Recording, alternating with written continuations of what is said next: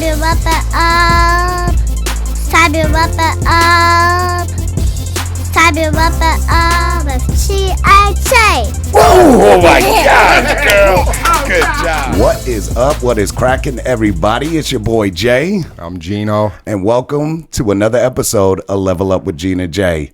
Today, we have a dynamic duo in the building today. We're going to be talking about the Muatas and their rise from creating the style of music that they have and how long they've been doing it for, and what is the messages that they're trying to deliver with everybody with what they say. The Muatas are a dynamic music group known for their fusion in traditional and modern elements, creating a captivating blend of rhythm and melodies. Their music seamlessly bridges cultural influences, offers a unique sonic experience that resonates with authenticity. That's a tough one for me. With a diverse array of instrumentals and soulful vocals. So without further ado, we'd like to introduce Cam and Ayanna Muata. All right. Yo. Thanks for being here, guys. Thank you Thanks for for having having Super us. excited. Thank you. I went through a binge listening to your music for the last week. I love it. Thank you. And Love it. excited Thank to hear you. about the creative process and what you guys go through. So Yeah. thank you for coming. All right. Absolutely. Hey, well, thank you for having us. I really appreciate it. Yeah, Absolutely. for sure. For It's sure. an honor to have you out here.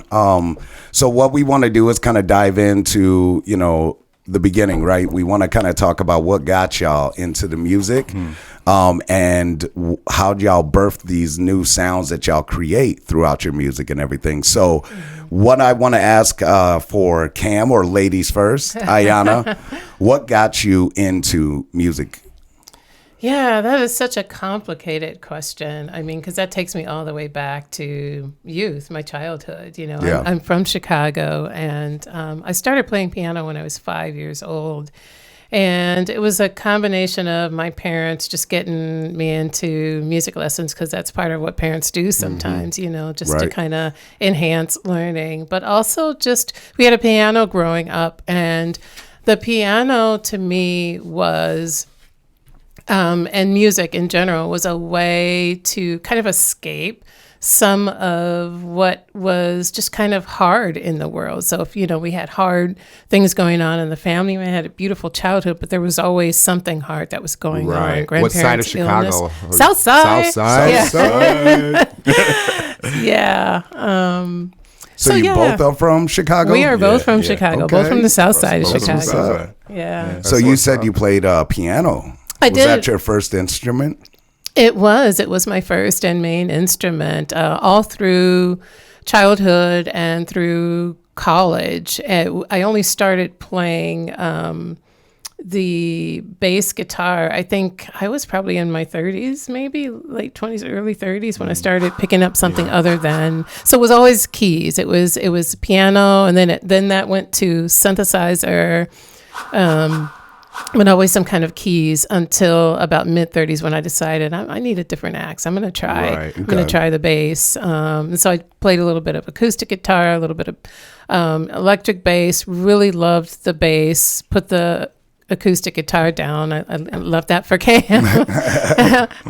But just, that was it. I mean, I think for me, more than anything, more than the logistics of it, it was more that I found even early on as a child that music and art in general, just doing something creative, was a really healthy way to move through things that were hard. And it gave me confidence, and it gave me space to just process in a way that I think sometimes doesn't involve words, because kids can't always come up with the words to say, but just having that kind of self-expression was really important to me, even before I understood why, and just So how like much. creating words through the sound of music in a certain sense? Yes. So can I ask you a question? So you yeah. started with the piano. Did it come natural to you? Do you just have that natural rhythm, or was it something that you had to try real hard to learn? So the thing that was interesting is that because my parents had us in piano lessons, I was trained classically, but what I would play in my own time was I'd put the boombox on top of the piano in the living room, and then I would just play by ear to different songs that would come on WGCI, WBMX, V103. So I would. I think that's a part that came really naturally. That's a part that I didn't have to work as hard for. I eventually was able to become more skilled in music theory, that kind of math and music reading, sight reading. But that wasn't what really I was passionate about. I just wanted to just vibe on Earth, Wind, and Fire and the Isley Brothers and, songs that came on the radio. Yeah, absolutely. Wait, that wasn't even Earth, Wind, Fire. Did I just do Billy Joel? Yeah, it's okay. Dang, Jay. I got some work to do, man, for real. I didn't quite catch the lyrics. How about you, Cam? What'd you start with? Actually, it's pretty similar. I've been playing guitar since I was probably about 4. Okay. And so I remember my first guitar. My grandparents bought it for me for Christmas, and I was about the same size as the guitar. Right. So I used to play, and I didn't. Unlike Ayanna, I didn't necessarily have formal lessons straight through. Okay. Like occasionally, my dad, I can count on one hand, how many times I had. He would buy a package of lessons or something. Yeah. And then I'd take guitar for until that package ran out, a month of guitar lessons, and then it would run out. So that happened once when I was really little. And then another time when I was just slightly older, but, pretty much playing since elementary school, really earlier than that. But playing in front of people since elementary school. Because my family, I grew up in the church, and black church. So was it Baptist or what denomination? Our first church, let's see. When I started playing, it was a Church of God, so a Protestant Church of God, and we had youth. Youth nights and stuff like that. So I remember, me, my older brother Dwight, and my cousin Andre. We had a little band when I was probably about 3rd or 4th grade or something like that. And we played. The first time we ever played in church was we played for one of the youth nights. It was a song we created called "Natural Funk." Had nothing to do with anything to do with God, gospel, anything like that. We just got up there, we was doing that thing. You heard about that new sound I was telling you about? Well, listen to this. So classic. Just that kind of stuff. But just growing up in the church like that, we had multiple opportunities to play. So we played all the time. Right. And then eventually we played for the youth choir. We played for the adult choir. Sometimes they would let the youth musicians sit in. So just that experience. So y'all been doing this your whole life. Pretty much. Yeah. Your whole life. Yeah. That's what's up. Yeah. And so do you play the acoustic guitar? Is that what that's called? Or is it a different? I play acoustic and electric. Okay. Just like a lot of guitar players will play both. Right. And I play acoustic actually more than I play electric because I just, it's just so accessible. So I hate to sound like an idiot, but can you tell me the difference? Is it like acoustic? Is that just like a guitar with no plugins and stuff? Yeah, exactly. Like you all have that one sitting in the corner. That's an acoustic. That's an acoustic guitar. Okay, got it. And you could just pick it up and it's hollow body and you could just play it and you get sound out of it. You don't need to plug it into anything like you were just saying. Right. And electric guitar is, usually solid body. I mean, they make them in hollow body too, but usually solid body. And in order to really get the sound to come out and play with sound and make color, different kind of colors in my mind. Colors absolutely. with sound. You have to have it plugged in. Do you see colors with sound? I do. I see a lot of things, Yeah. and I guess that's, getting to the kind of music that we make. It's almost like that's what, in my mind, I'm trying to capture in sound some of the things that, like the vague things that I see in my head, the different dreams or different nightmares or different moods. I'm trying to capture that in sound. irregardless of words, just Right. trying to capture that sense of that feeling or that that aspect of it. I noticed that you both kind of said that, Is that something that kind of drew you both together as artists? Which part?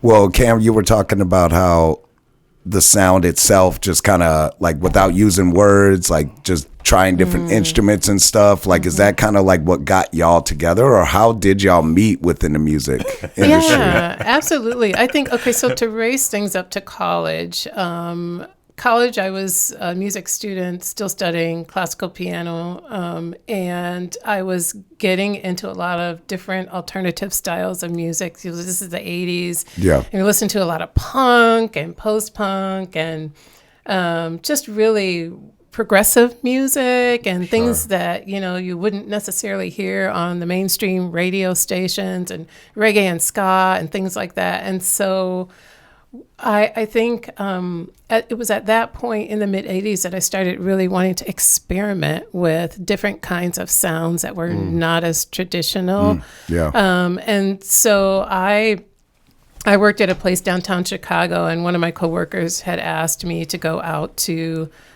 hear a band on the north side of Chicago, and it was actually Cam's band that was playing at that place. The magic's beginning. I know, right? So, but the funny thing was that when we met, that night, I had recognized him. He was somebody who actually went to the same school. We both went to Chicago State University. Okay. And so seeing him there, I was automatically making this connection. So I'm on the north side of Chicago, but I'm making a connection with my brother from the south side of Chicago, and we both go to the same school on the south side of Chicago. So it was pretty magical. But I just loved what he and his band, Hot Sauce at the time, were doing. Sauce. Yeah, it was really, Sauce. super different. It was totally, I guess I could have him describe how their sound was, but it was like nothing I had ever heard locally before. Okay. Yeah. Well, I'll just pick up from there. Hot Sauce was a band, like me and my friends, we hung out, and we were, heavily just hanging out, on partying, all that kind of stuff, hitting the clubs, hitting the house music clubs, as well as, hitting some of the alternative clubs too, and alternative bars, on the north side of Chicago. So like we listened to a lot of different things. So we were just hanging out, just these, house heads, as well as, post-punk type of kids, all black dudes, Right. all black dudes, but, just walking in all of those different worlds, so we decided, to go to the Beastie Boys concert. The Beastie Boys came to Chicago, and they had a band called Fishbone. Fishbone opened for them, and we didn't know who Fishbone was. We just were going to see Beastie Boys. On the License to Ill tour. To give y'all some reference, a date reference. Right. The License to Ill tour, Beastie Boys' first album. So Fishbone opened for them, and it was 6 brothers. Yeah. Like Fishbone is like a ska punk funk band, legendary, Yeah. I mean, they're still going strong even to this day, and they're like considered like OG, Fishbone opened for them, and we had never seen anything like it. It was like it was us on stage. I mean, really, just alternative for like sitting outside of the box, mainstream black guys. Mohawks, dreads, the same kind of clothes we wear, and we were like, we were speechless, Right. Blown away. And it was great. Yeah. It was a great thing because they were a phenomenal band then, and they're still a phenomenal band now, and they were doing all of this stuff, and I'm like, we were, like I said, we were just speechless. It was like, that's us. Yeah. Except they're It's them. them, right. What's the definition of post-punk? I'm not familiar with that. Post-punk is like a, punk music came out, which just totally obliterated what the barriers and the gatekeeping of rock music. In the late 70s, mid to late 70s. So where kids were just picking up instruments and saying, you know what, we don't have to be, this. We don't have to go through these fancy channels in order to or learn fit how some to, type of genre, fit some type of mode or genre. Yeah. We're just gonna pick these things up. We're gonna learn how to play them. We're gonna talk about whatever the f we want to talk about, and no filters at all. And that that was punk. Then post-punk was like the evolved version. The evolved version where people were like, okay, instead of just being loud, fast guitars, we're actually going to try to add some different colors to the sound. A little bit more melody, a little bit more chord progressions, a little bit softer sound, a lot of droning. So like synthesizers also were added to the mix. A lot of stripped down type of sounds too. Okay, so it's like post-punk is more on the rebellious side, right? Like kind of just playing angrily, or is you mean punk? That was punk. Just punk. That was punk. Oh, that's punk. That Okay, was so punk. punk is more is a little bit rebellious. more Post-punk is like slowing it Yeah. down a little bit, slowing a little it down. bit more. The tempos were slower. The chord progressions were a little bit more. Could be. Could be. I mean, it just really depends. Like for instance, a lot of bands who started in punk eventually evolved into post-punk. Yeah. As they started stretching out and experimenting a little bit more and just bringing in these other colors to their sound that they didn't have before as straight punk bands. So like post-punk added more instruments almost too, would you say? Like the synthesizers, was that within I punk? think that or kind of blurred the lines with the synthesizers synth and drum pop. machines were being brought into the mix.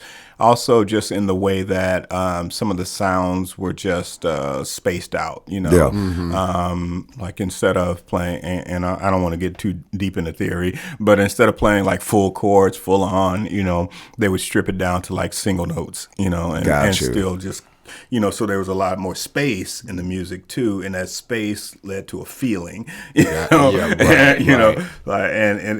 it felt like more emotive. It felt emotive in a different way, like different emotions. So moody, kind of a brooding, a lot of droning sounds. I remember some of the first post-punk songs, bands for me were like The Cure. When The Cure started doing, what was the first album that really felt super post-punk? Probably 17 Seconds, Faith, Pornography, all the 3 albums by The Cure, like a song like The Forest. A Forest would be something that like really captures that mood and that sound. Joy Division was a huge Joy Division, for sure. Hugely influential post-punk band. What about trip hop? What's that? Yeah, I was just gonna ask that too. Trip hop is a little different. Trip hop is another form of music that came out of was birthed in England basically, and it was to me it was a fusion of like hip hop beats and elements of hip hop with that same kind of moodiness, that atmospheric type of sound. So it's kind of blending them together. That had been created during the post-punk years, I mean, so it was that, so like Tricky, Massive Attack, Tracy Thorn, Everything But the Girl. Right. Portishead. I love how y'all have like a whole catalog of inspiration. You know what I mean? Like, I'm over here trying to write down, like, hold on, let's get that. We might as well go to dark wave music. Because I saw that you guys were described as post-punk, trip hop, and dark wave. Electric. And I'm not familiar with dark wave either. Yeah. You guys are schooling us.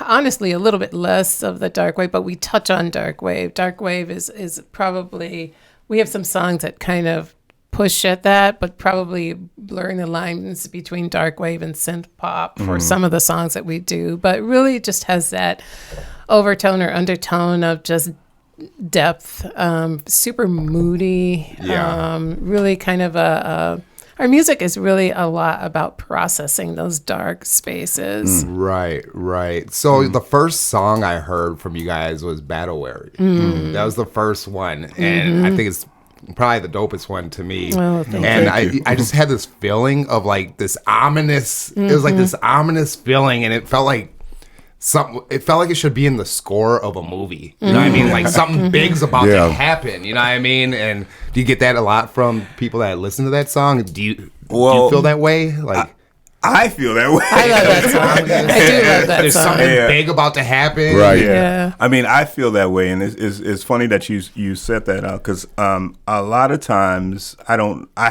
think I've ever had a conversation where somebody articulated it just like that, which is the way that I kind of think of it.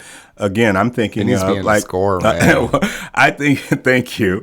I think of some of the things that we write as, like I said earlier, soundtracks to my nightmares or my dreams. It's really soundtracks to Yeah. our life or to life in general. I think that some people are really skilled at making music or art that celebrates joy and light and love and all those wonderful things. And there's a place for that. And we enjoy that too. It's I like mean, we an love all album kinds of full music. emotion.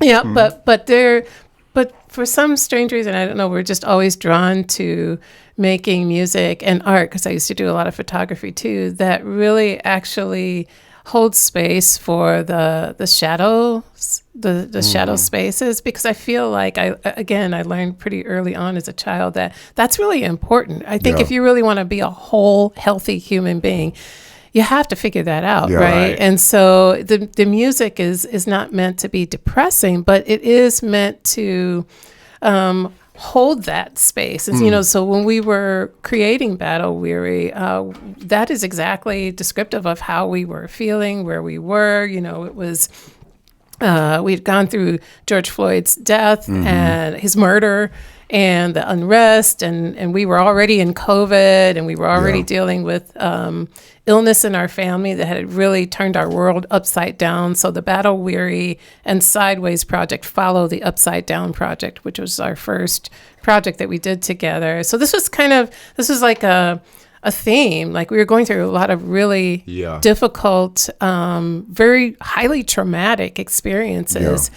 And just trying to find a way to really process those emotions so that we could, allow more space and capacity spiritually to move through it. Yeah. And, I think logically we know that art can do that, but we didn't actually set out to do that. It just sort of happened that way. I mean, that's how I feel about how songs pertaining to Battle Weary or anything else. We don't try to write songs. I'm not very good at putting a song together if it's not there. Songs, to me, just like any other art, it comes. Yeah. It comes. It's very different from, I think it's very different from a writer's experience who writes poetry or novels. They may have a different perspective, but for music, a song just happens, and we're either available to receive it and start putting it together, or we're not. But I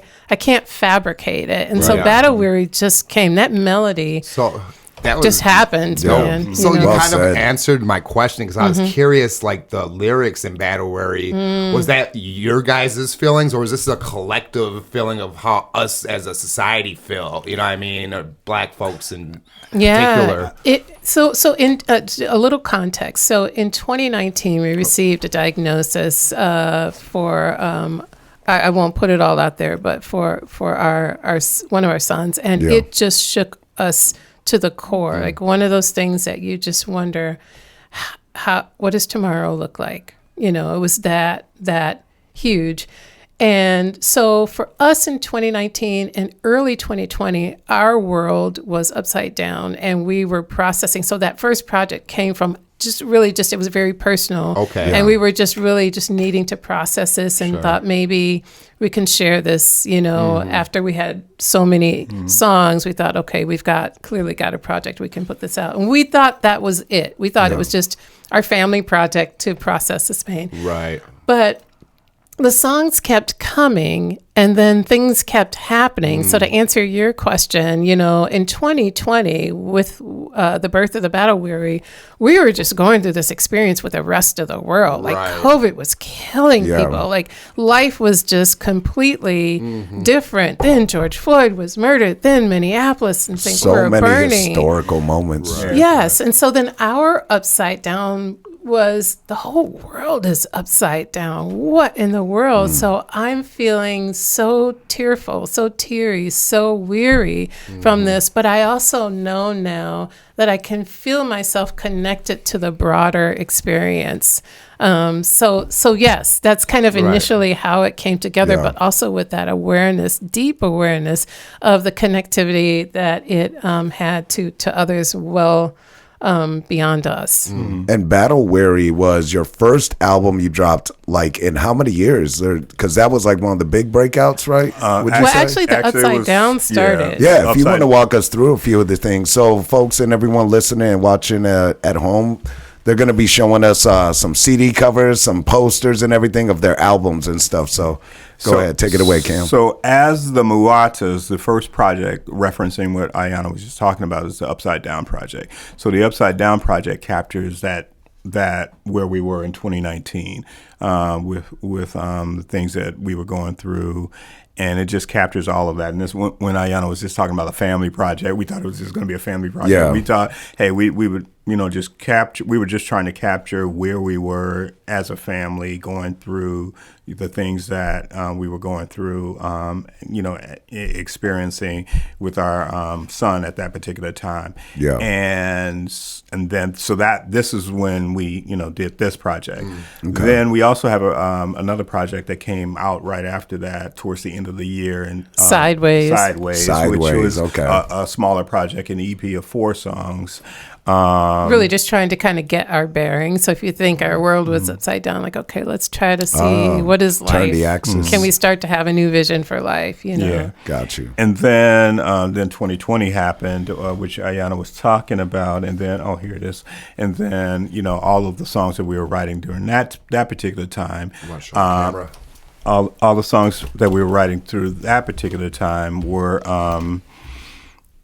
Just went into the Battle Weary project. Right. And so a lot of everything on this is, I guess, conceptually still about that particular year and what we were going through. And you can even tell it by just the titles, This Trouble, Bad Cop, BLM, Police State, Gone Too Far, Something's Happening, Red, White, and Blue. Yeah. I mean, it's just... Do you guys reside in Minneapolis? Yeah, we live in the South side? Minneapolis. Okay. Yeah, we live 4 houses off Lake Street, and we live in the 3rd precinct. So when it was burning, it was our neighborhood. Zero, when everything popped off, it popped off. Like in our backyard. 100%. I mean, did you guys participate in the marches and we did. George Floyd Square and everything? Yep, all of that.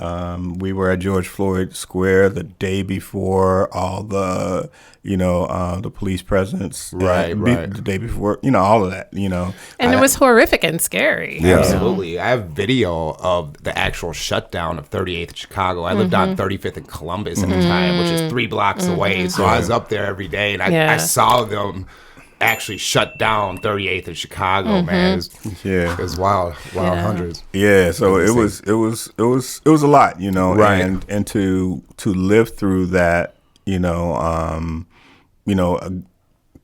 throughout that time period, that late spring going into summer, going into fall. I mean, just a lot of that was just poured into the music, one of the I've described it before as, just in terms of us, our how some of this music comes about is a place to put the demons. So that it's still not living inside me and Absolutely. living inside, I like that. Just eating away at me, and I think that's what we do, Black artists have done since we've been on this continent. From the field hollers to the spirituals through the blues, through jazz, and all creating all of these different art forms that we create musically. I think that's what we do. I mean, it's a way to, how do we take this experience and just not let it crush us and still move through it, move through these experiences, create something that is going to not only communicate and touch others and heal ourselves, but move through a place, keep moving through a place where we can be, restorative. We can be builders. We can be, we can have our spirit shine. And we see that, in all of these different forms of music that we continue to create. And I was going to ask too, like, what is it that you hope to get from your listeners? Like, what are you expecting for them to get? Do you want them to kind of interpret your music in their own way, or do you want them to kind of get your message? I would say interpret in your own way. Because music definitely it hits so personal. people. It is, especially with y'all style. Right. It just hits people different ways, and I could not describe to anyone what I would want them to get from our music. Just like I wouldn't want somebody whose music I vibe with to try to tell me what I was supposed to get. I was like, it's like what? Like, dude, I love what you're doing, but that's not how it impacts my life. You're supposed to be angry right now, bro. Like, so, with Battle Worry, were you just messing around with the guitar one day, and then you came up with this rhythm? And actually, it's interesting because one of the things, again, getting back to coloring with sound, I remember being on my bed. We were, just 2020, waking up one morning, being on my bed, and I was trying to, not deliberately, but I was just playing guitar, and the feeling of where I was trying to capture that in sound. So, the chords that I was playing, we're capturing, this is it. It's just and it clicked immediately. Yeah. So And as she soon as walked he into the plugged room. in, and this is typically what our process is anyway, but as soon as he plugged in and I could hear like the pedals that he was using, the actual sound that he was going for, and it was very shoegazy, immediately I heard strings, because I don't play piano anymore as much. I use my synthesizers to add strings because I don't know how to play violin. I wish I did, but I don't. So I heard the strings right away. That's right. It's never too late. And then as soon as I put the strings in, then I heard the melody, and the words just came shortly after. But that song just sort of fell like rain, honestly. right. So you both like have this, bass, electric, trip hop, post punk, all these kind of different sounds that y'all each embodied before you guys got together. So like, how did the Muatas come together as a music group? Okay. All right. So you're going back to Chicago. We're gonna go back to Chicago. Again, Ayanna saw me in my band. It's at Avalon, right? At the Avalon Club. Hot Sauce was the band at the time. And, she saw a band. And then the very next day, we actually ran into each other on campus. School. Well, actually, we didn't run into each other. She came up to me. Hey. This is true. I'm digging it. True story. It's a true story. So she came up to me at school, and we got to know each other and started talking.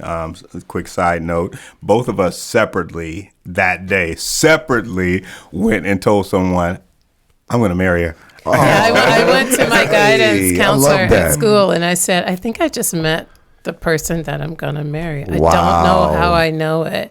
But this was 1984. No, that's beautiful, man. I feel like you don't have 85, 86. Right. 88. There's not enough of that genuine love anymore. You don't hear a lot about that as much anymore, about just seeing someone and be like, you know what, I'm going to marry that person. Nowadays, it's like, my rent's so expensive. I need a car.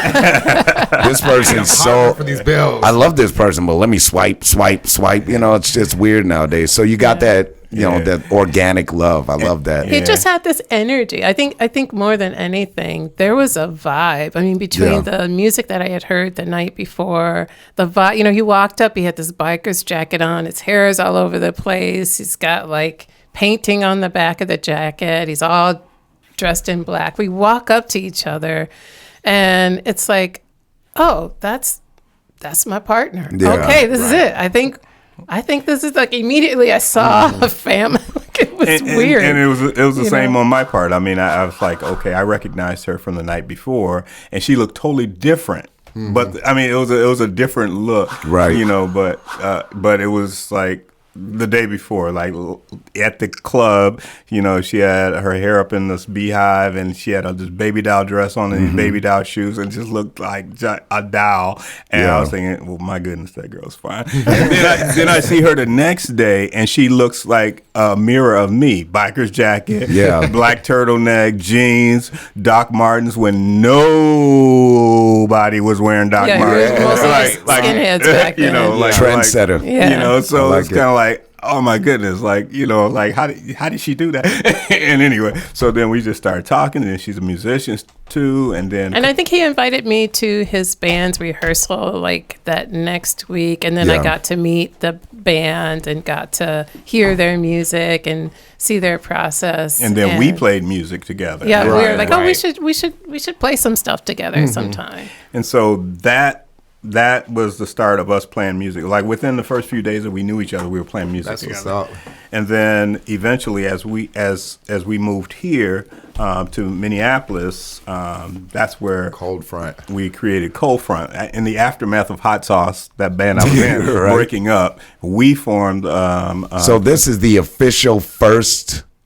Album from the Muatas? But we weren't called the Muatas back then. You were called Cold Front? Cold Front, and there were two other members in the band. So, so back then... oh my God, is that you, bro, with that? Oh my God. Oh my God, I love it, man. Busta Rhymes. Oh my God, hold on. Let me make sure like the folks can see this in the camera. That's your boy Cam right there. I love it, man. You guys are awesome.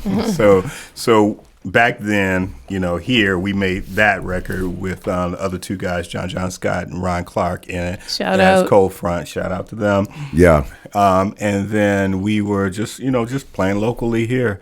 And eventually, you know, we just, it was just hard. I mean, it was hard to do it. I mean, it was hard because and there was no internet back then too. So it was just constant gigging. So I think the biggest show we played before we stopped was we opened for 9 Inch Nails at First Avenue. It was us and Me Beat Manifesto and 9 Inch Nails, and that was phenomenal. You opened for them? Yeah. That's huge. I mean, it was back a then, because 1990 9 Inch show. Nails was on top of the world in the music industry when it came to back then too. Yeah, it was just one of those things where, you know, like at the time, like you're just doing stuff, and then next thing you know, like we decided to go in a different direction, and you know, 9 Inch Nails was like, they just kept staying with music and ascending. Yeah. You know? And we decided to go back to school and then get day jobs and start a family. So we just went a different path for many, many years. And so, like, besides like Fishbone, you know, was there a lot of black folks back then that were into, like, you know, the trip hop, the electric, the post punk and stuff? Like we not on in addition to Fishbone, you know, like Bad Brains, you know, of course, Bad Brains. Now Bad Brains is punk. That's like straight punk. Hardcore punk. And Bad Brains, technically, you know, when I was in Hot Sauce, like we opened up for HR from Bad Brains. I don't remember that because I was definitely under the influence. So I don't remember that show at all. I don't even remember meeting HR, anything like that. I mean, legendary, you know, historic, legendary legend in punk rock music across the board. And I don't even remember meeting about it. But you opened for Fishbone, and you remember that. Yeah, we opened for Fishbone too. We opened for Fishbone in Chicago. We opened for Fishbone here at First Ave. So and I remember, you know, of course that. But so it's like that's where we started, and then we went the domestic route after Cold Front, and but we never stopped playing. You know, we played never stopped music being through the musicians. years. Yeah. We just didn't have a band, or we weren't playing music together like that. We would play sometimes at a coffee shop, or we had neighbors and friends that we'd sometimes have like house parties, and we'd play. And actually during a lot of that time, Cam was playing jazz, and then when we played together, we would play kind of folksy R&B, kind of like if you think of Cassandra Wilson or Liz Wright or something like that. We were playing stuff like that. So that was the kind of the beginning of the sabbatical of not going out and doing shows and stuff? Yeah, because we had kids, Yeah. you know, we had to raise our kids. We were working full time, and we were just being kind of, you know, very parent focused, work focused. And like you said, you don't force the music, right? So like when it comes, and you run with it, right? Yeah. How long have y'all been married? It's 34 years. 34 years? Thought I saw a sweat bead pop up on camera. Like, oh, hold on. Let me double check. He's better with the math. Quick with it. Every 34 time. years. Every time, dude. It's been a minute. My wife and I's anniversary. Like, I always know because it's the day after, before my birthday. But every time when someone asks, I always like freak out for a quick second. Like, wait, is it 11? Is it 12? It's 15. It's 15. Yeah. So what's your guys' goal with the music?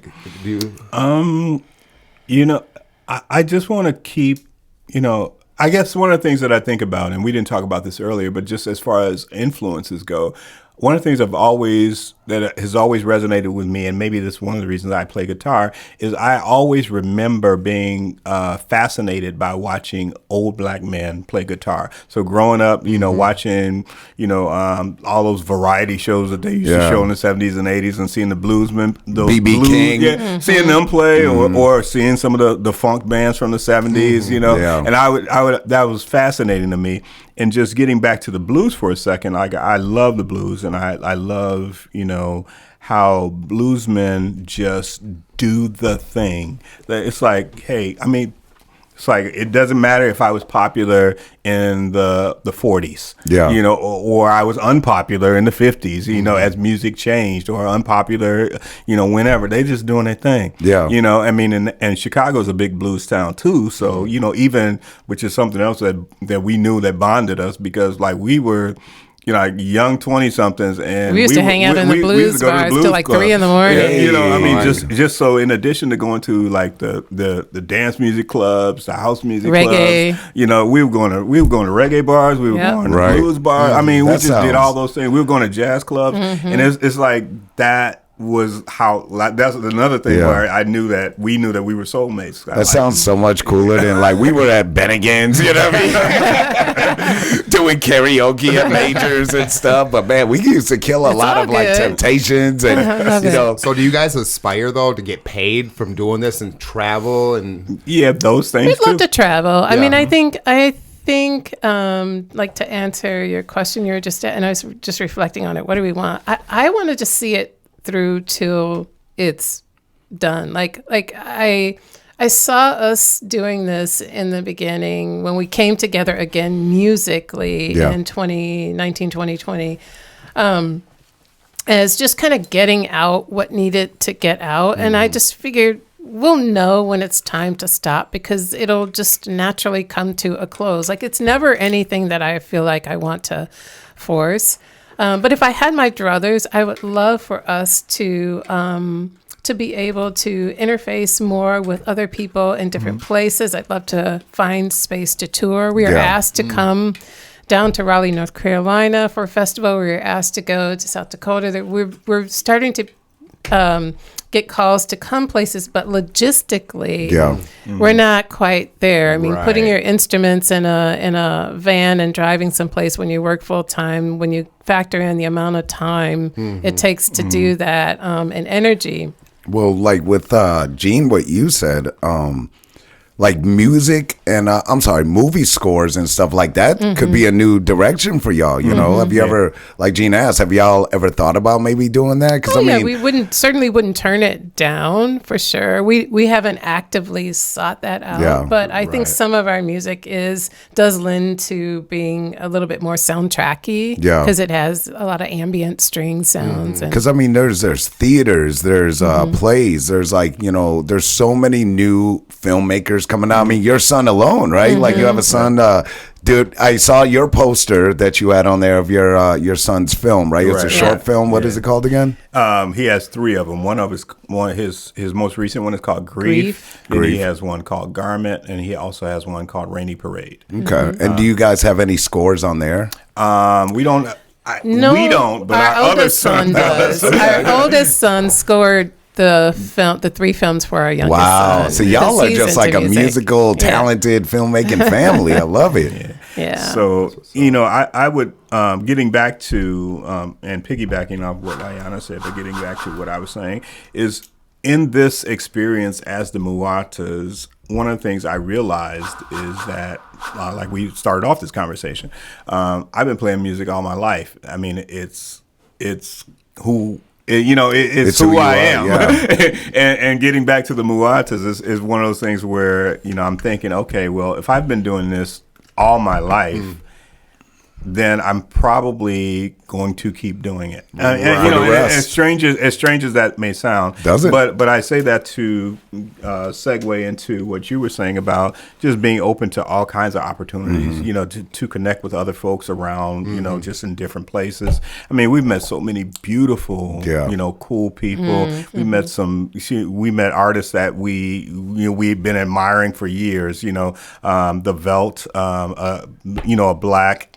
Iconic black dream pop shoegaze band from way back in the 90s. They were getting no recognition. They were playing with the Cocteau Twins. Yeah, and they were getting no recognition because people just didn't know what to do with a black man who was playing something that they couldn't put in a box. Used to. Okay. So I mean, we've had the opportunity to meet them and James form friendship Spooner, with them. James Spooner put the Afropunk film together. We connected with him. So each inspiration, y'all, again, you're taking a piece of just that inspiration and kind of molding it into like y'all's style as well, would you say? Well, I would just say it feels good to connect with like-minded individuals. Yeah, absolutely. To know that, hey, you all were on this track back when we were on this track too. Right.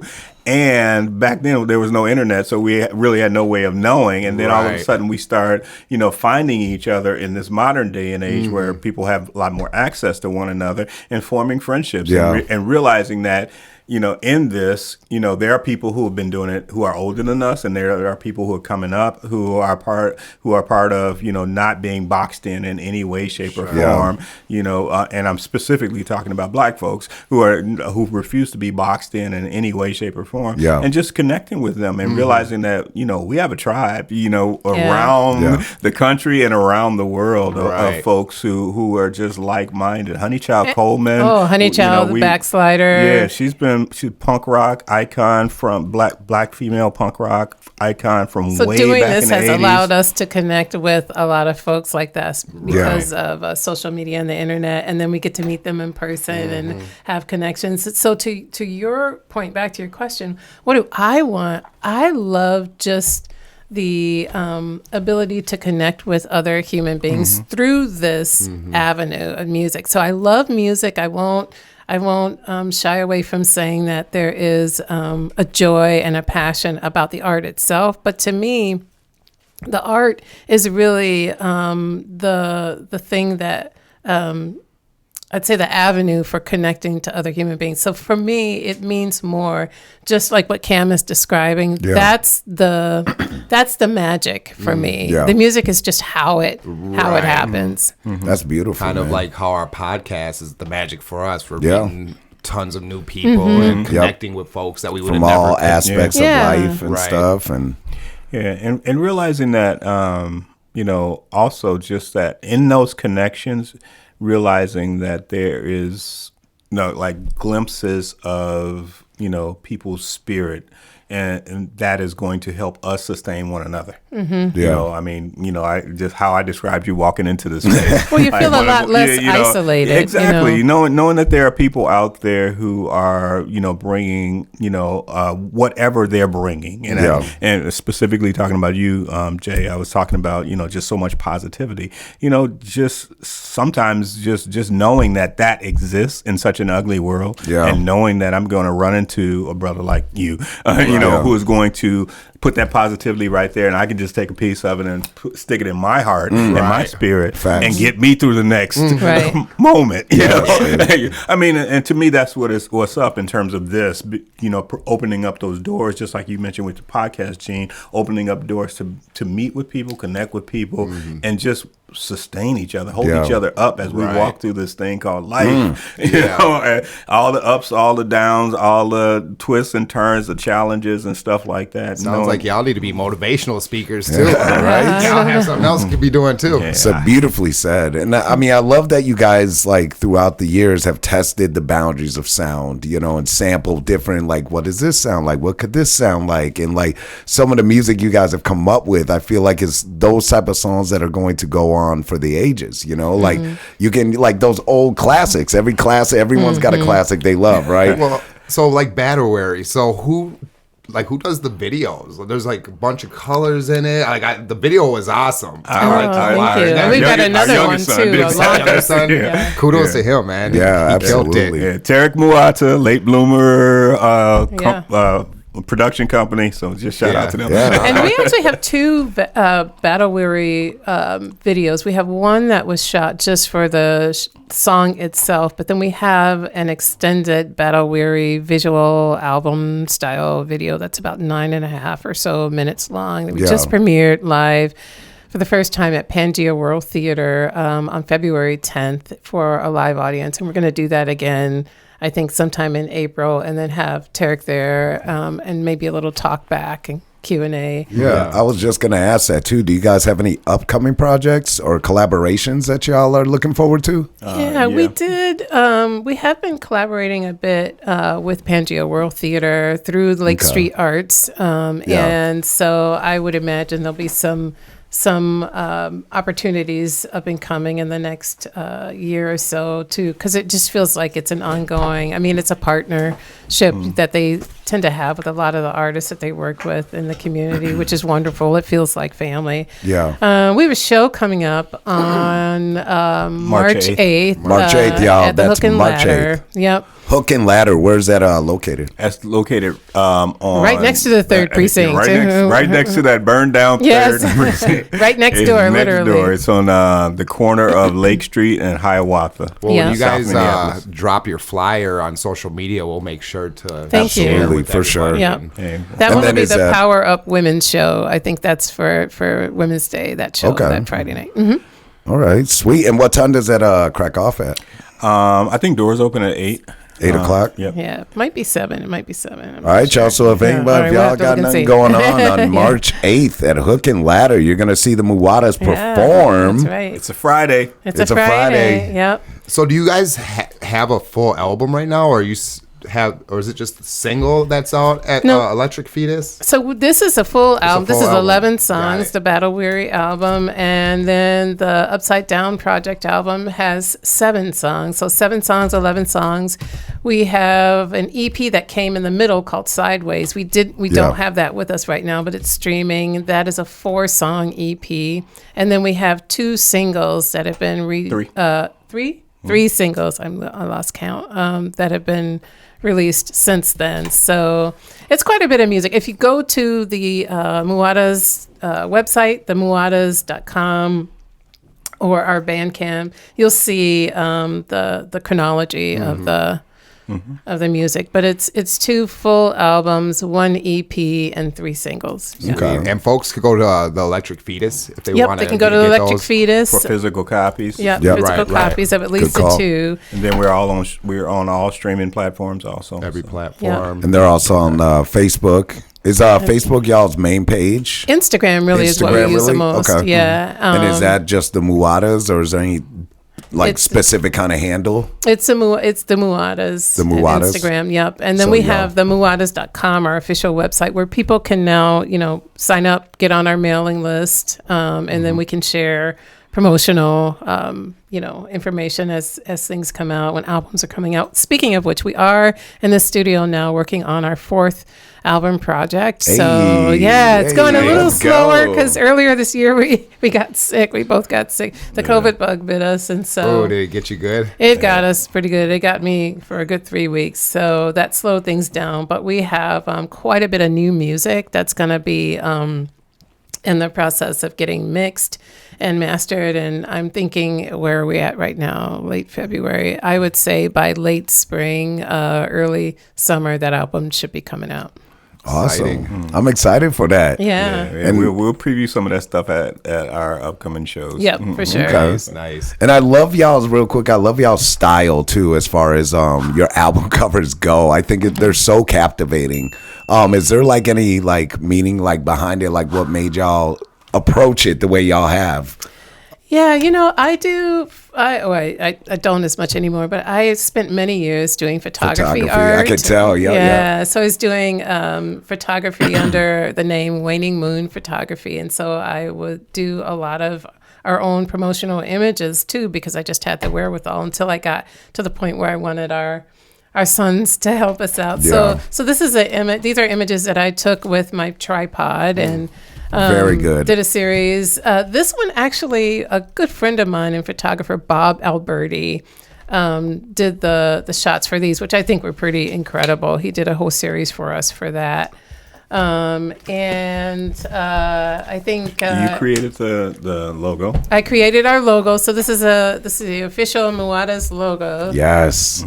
I love that. Yeah.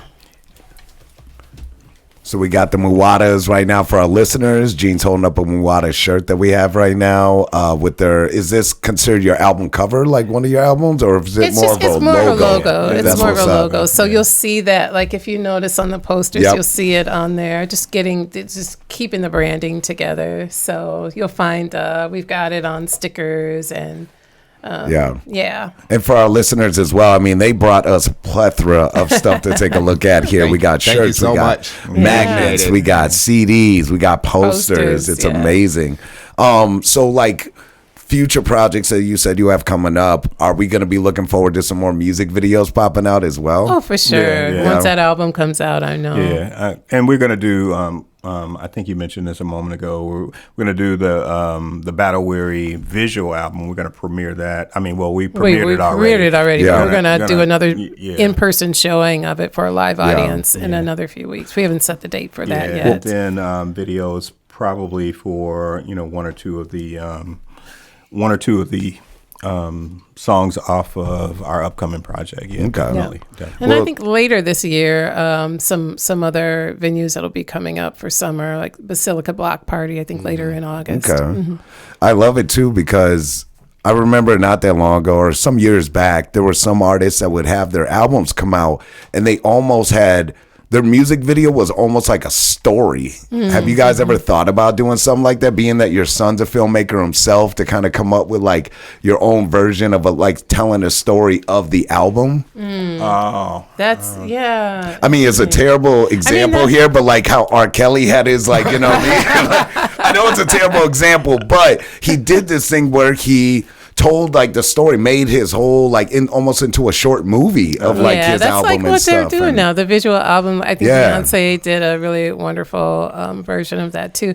The music, the albums themselves do tell a story if you listen to them from start to finish. Yeah. And so whether you're seeing it, the images themselves being projected, or whether it's just what you're listening is just sparking images in your own imagination.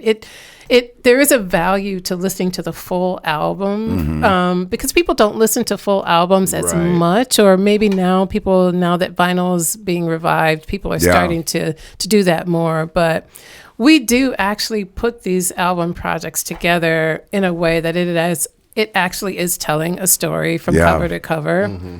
That's but awesome. Kind of what it means to you, or what it means to different people might walk away with a little bit of, something more personal to what their own experience is, and that's okay. Yeah. And also adding to that specifically about creating like a video that tells a story.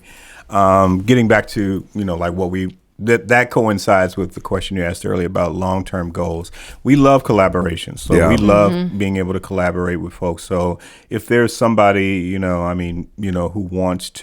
has a vision for something, and, we're always open to that. We're always open to that, connecting with folks around like what that might look like. Even Pangea Theater, that's one of the things that we have done with them is we were part of Lake Street Story Circles, where they collected the stories of people who lived along in that 3rd Precinct neighborhood, and brought us together through healing restorative circles that that went into an ensemble performance. Went into a book that was created and an ensemble performance in which we provided soundtrack music for that. And there were a bunch of other artists, poets, cool. Spoken word, performance art. It was incredible. Yeah. So things like that. And so if somebody comes to, if somebody hits us up and says, hey, would you like to work together or something like that, we hear it out. You know? Right, I mean, because, for us, it's kind of like that's what it's about. That's what keeps the beauty of music going, right? You know? And just that sense of goals, getting back to something that you and Gene asked about earlier, goals and what we would want to do is keep connecting with artists, and I love being around creative people. Yeah. And I love being around, I love being able to, talk and share and grow and learn and, just and give, and to me, in my day job stuff, that's where I feel like it's that's one of the things that I want to continue to help cultivate in others, to be able to know that, hey, whatever you're trying to create it. Don't let anybody put limits on you.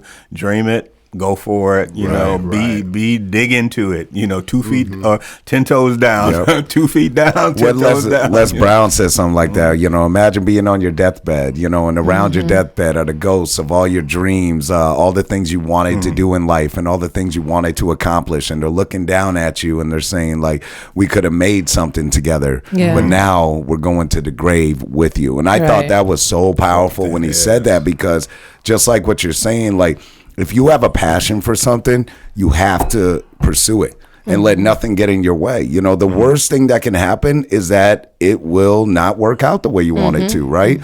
And even Denzel himself said a lot of things like, there's going to be things you're going to not be good at. You are going to suck at a lot of things, and but we do. You have to keep getting up. You got to keep trying new things, because that's how we evolve, and it's beautiful. I love that you guys are this beautiful souls and like this married couple that created such a powerful just music, especially here in the Twin Cities. So we applaud that for sure. I mean, and plus, like we said, you guys have been together for how long? 34 years. 34 years. I mean, you're talking about officially holy matrimony.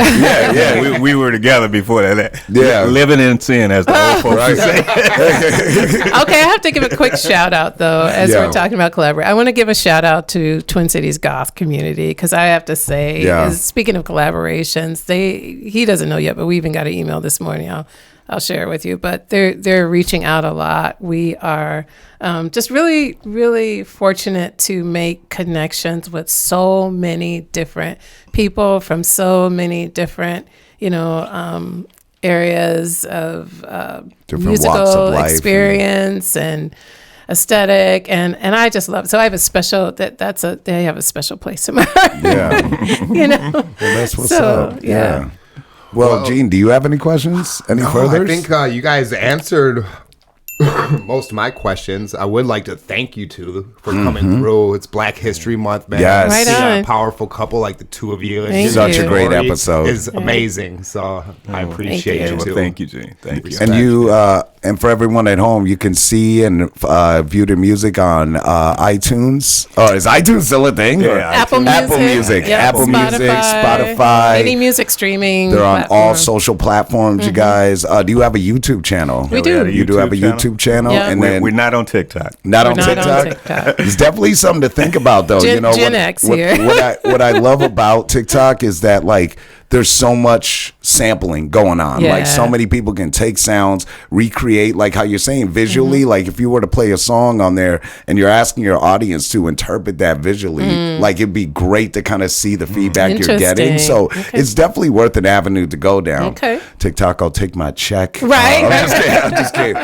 But Cam and Ayanna, you guys, thank you so much for being on this show. You both are very inspiring, beautiful Black people that are on a kind of talking about, like, again, it's never too late to be able to continue to do what you love. Cam, you said you're going to, if it's up to you, you're going to do it all the way to the end, right? So let's keep the beautiful sound going. Let's keep inspiring those. And if anyone's got any questions, please drop them in the comments. If you have anything for Cam or Ayanna. Make sure you follow these folks. Look them up on social media. Give them a follow, comment, like. Thank you. And like always for us, like, share, subscribe, with this video and stuff. And like always, I'm your boy Jay. I'm Gene. And y'all are leveling up once again with Gene and Jay. We'll see y'all next episode.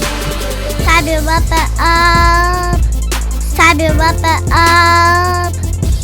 Sabi Wapa up with Chi. Oh my God, girl.